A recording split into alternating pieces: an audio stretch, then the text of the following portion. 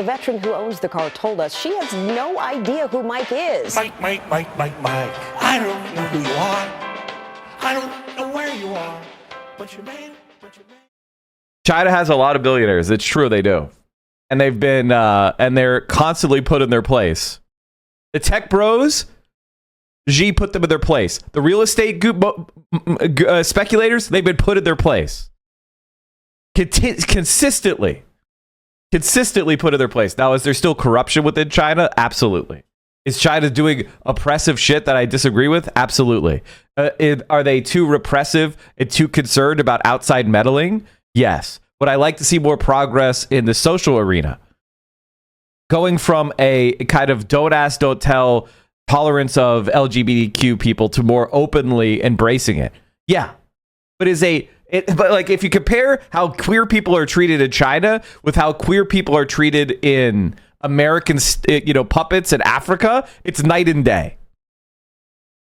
So, I think China is definitely not the most progressive place in the world yet.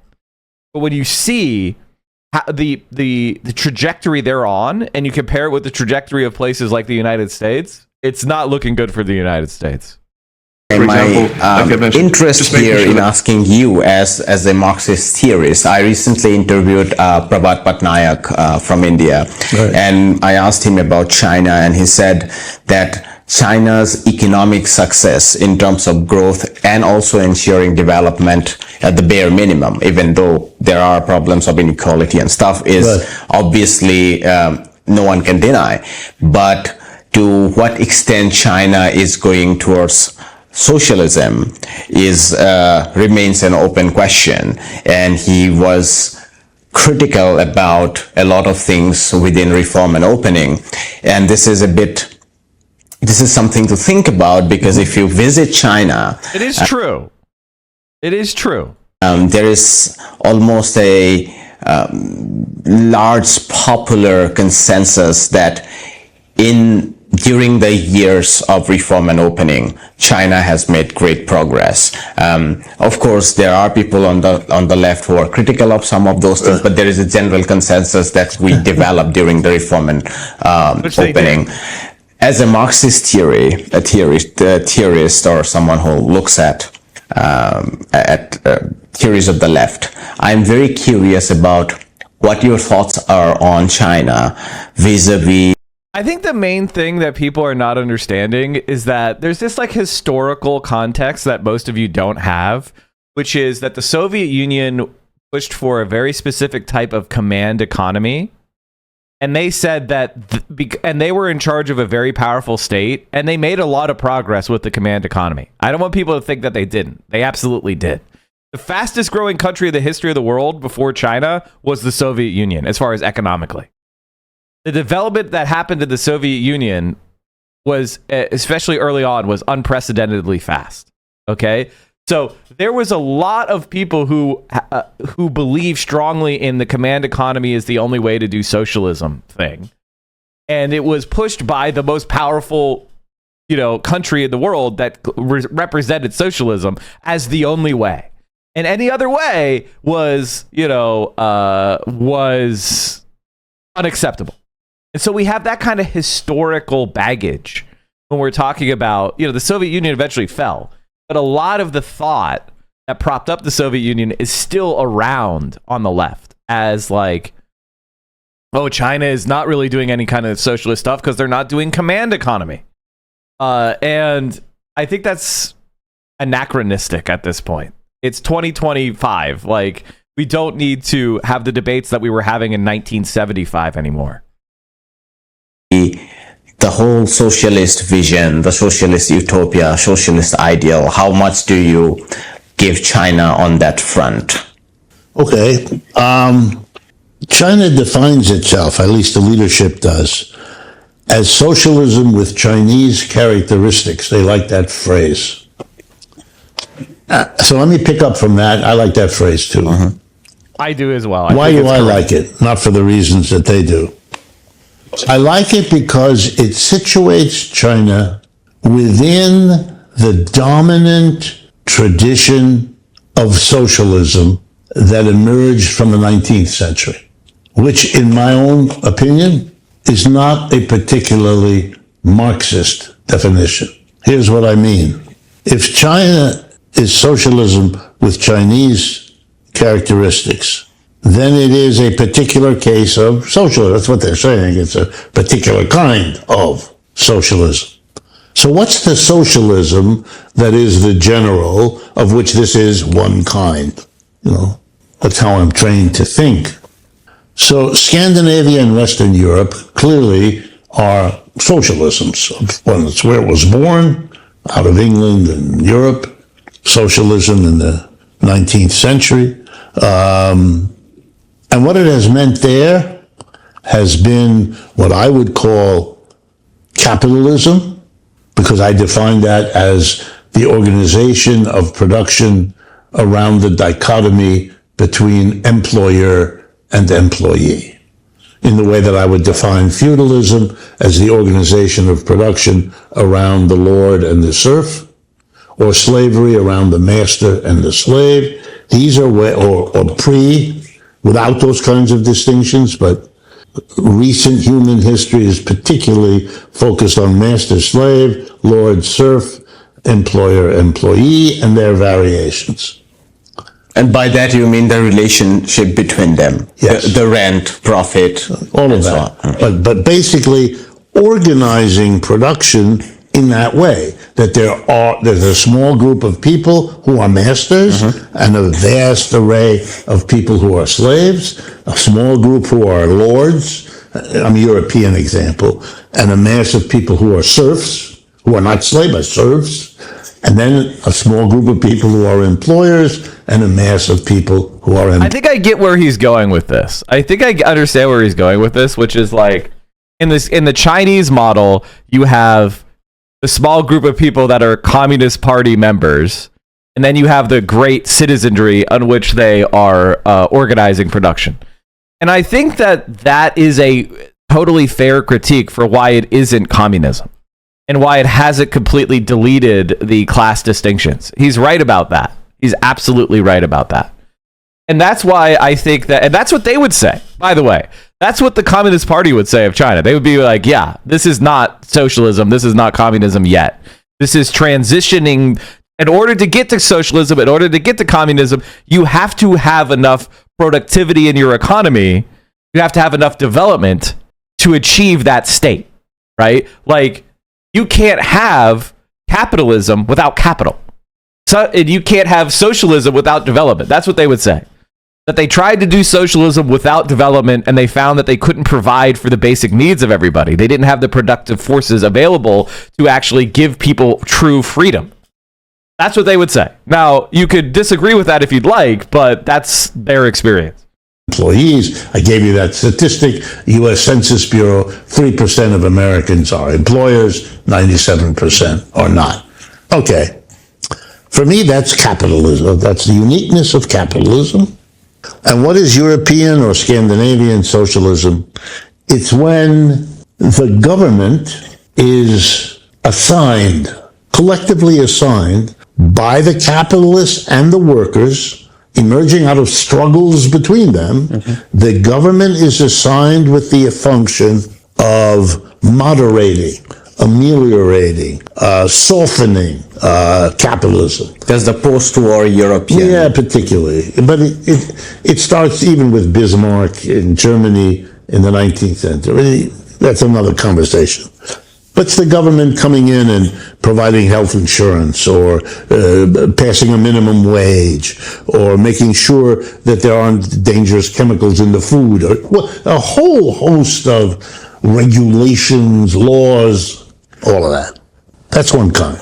Let's call it social democracy or democratic. I don't care.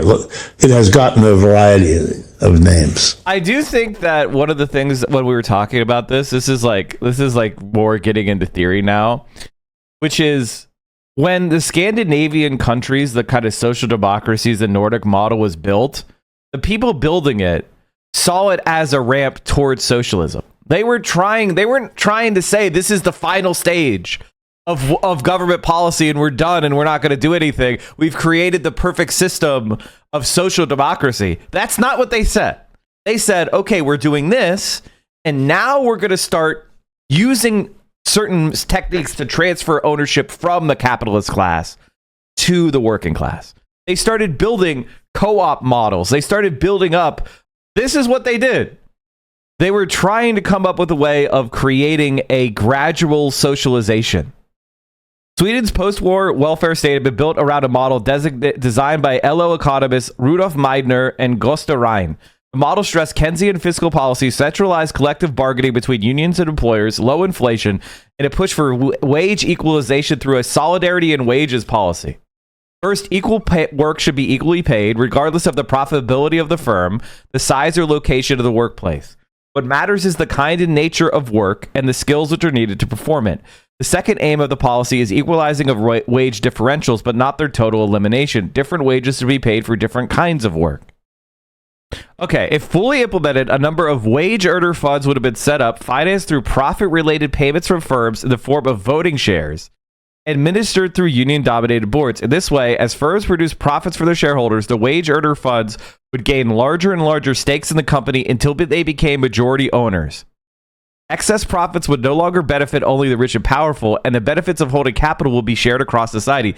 The funds will be controlled by workers within entire branches of industry, thereby ensuring that they would not provide an unequal benefit to workers in the most profitable companies and not contribute to increased differences in wages between workers.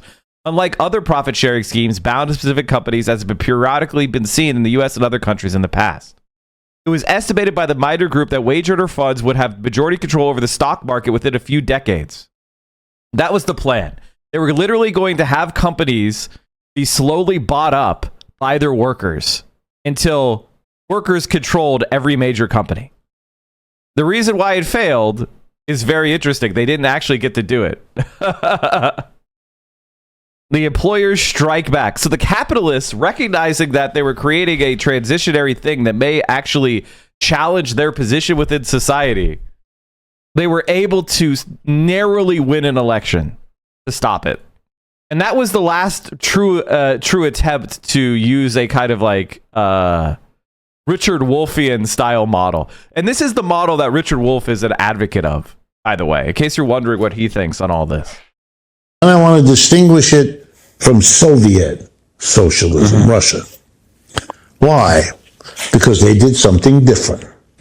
There, the government went beyond regulating, but displaced the employers who were no longer private individuals, but the state replaced them. They didn't, but they could have called this socialism with Russian characteristics, or Soviet characteristics. Might have been better. Now, China is a hybrid of those first two. And so it qualifies as a distinct. It's neither Scandinavian nor Soviet. Why? Because it's roughly 50-50. It's remarkable. Half of it is sort of like Scandinavia, and half of it is sort of like the Soviet Union. And sitting on top of it is a state apparatus, and sitting on top of that is a Communist Party. And the Communist Party, this double layer of control and regulation, is quite effective in managing this hybrid. And what we have learned in the last 50 years is that this hybrid can grow faster than either of the parts. It is the hybrid of no contest, none. The Soviet Union was an extraordinarily successful growth story in the 20th century. But the Chinese have outdone them. And people don't know that, but basically from the Russian Revolution to the 70s, the Soviet Union was the fastest growing economy in the world.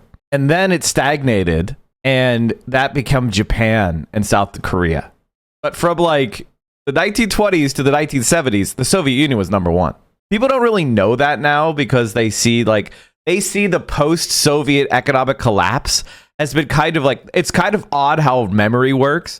Basically, like the 70s stagnation and 80s stagnation leading to the Soviet collapse in the early 90s. So people have kind of like, and the way that the Eastern Europe fell apart economically has kind of been like grafted back onto the memory of the Soviet Union prior to its collapse. It's kind of interesting how that has happened. That has to be, it seems to me, straightforwardly admitted. But notice in the way I talk, and I don't want to offend people, for me, I understand that, and I accept that as a kind of socialism. They are in the tradition of, and I think that tradition attracts me because for the mass of people, it strikes me as a definitively demonstrated improvement in the quality of the lives those people are now able to live. Whether it be what they gave to Europeans in their thing, or what the Soviets gave to the Russian people in their thing, and what Mao and now Xi Jinping have given to the Chinese people.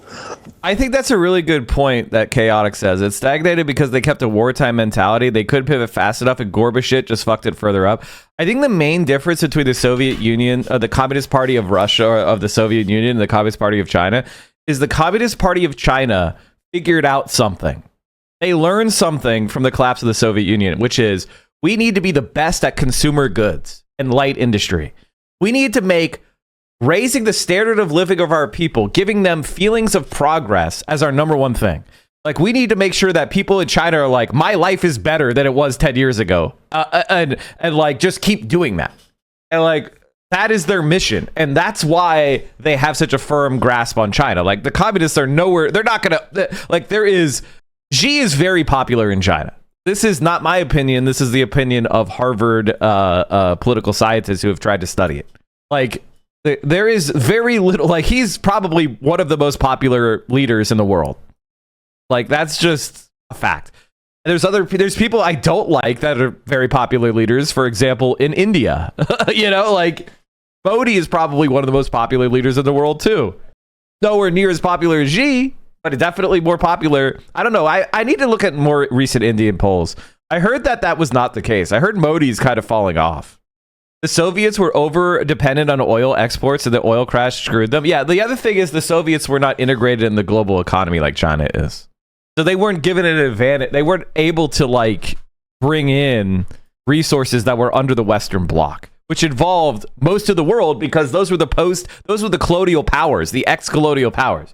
The Soviet Union was locked out in a lot of ways that China is not. And like, when Wolff says that the Communist Party as like a hybrid model of socialism and capitalism is growing faster than capitalism or socialism ever did, that's true. Because they figured out how to play the game internationally. Like, the Soviet Union's diplomacy is nothing compared to China's diplomacy. The Chinese have the best diplomats in the world. The Chinese have the best spies in the world. So they are like lapping us.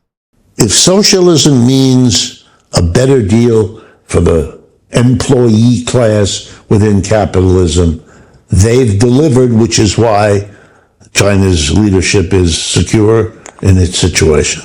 In Russia and Scandinavia, there is the further problem that their lesser achievements were unfortunately combined with the targeted viciousness of the private capitalism, so they couldn't survive. They're gone in Russia. Putin is not that.